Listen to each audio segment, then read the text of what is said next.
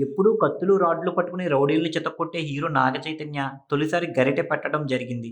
ఒకరికి ఇచ్చిన మాట నిలబెట్టుకోవడం కోసం హీరో నాగచైతన్య స్వయంగా తన చేతులతో గుమగుమలాడే చేపల పులుసు సిద్ధం చేసి వడ్డించడం కూడా జరిగింది.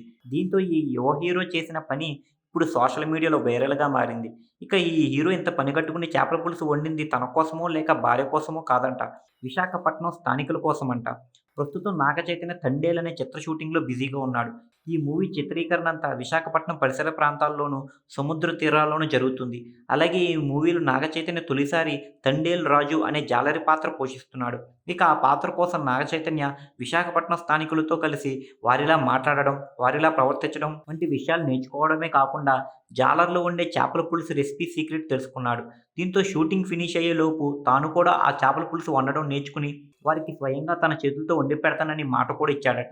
అలా ఈ హీరో ఆ రోజు వారికిచ్చిన మాట ప్రకారం ఇటీవల షూటింగ్ బ్రేక్ టైంలో కట్టెల పొయ్యి మీద మట్టి దాకా పెట్టి అందులో నూనె వేసి, తరువాత మసాలాలు దట్టించిన చేపల ముక్కలు అందులో వేసి, ఆ తరువాత అందులో కొద్దిగా చింతపండు పులుసు కూడా పోసి బాగా మరిగించి, చివరాఖరున కొత్తిమీర చల్లి వేడి వేడిగా చేపల పులుసు సిద్ధం చేసి షూటింగ్‌కి వచ్చిన వారికి వేడి వేడి అన్నంలో ఈ చేపల పులుసు హీరో గారు వడ్డించడం జరిగింది. ఇక ఆ చేపల పులుసు రుచి చూసిన వారు టేస్ట్ అద్భుతంగా ఉంది అనడంతో హీరో నాగచైతన్య చాలా హ్యాపీగా ఫీల్ అయ్యాడు. ఇక ఈ మొత్తం వీడియోని 'తండేల' చిత్ర యూనిట్ ఇటీవలే విడుదల చేసి వచ్చే నెల 7న థియేటర్స్‌లో నాగచైతన్య 'తండేలు రాజు'గా సందడి చేయనున్నారనే వార్తను తెలియజేశారు.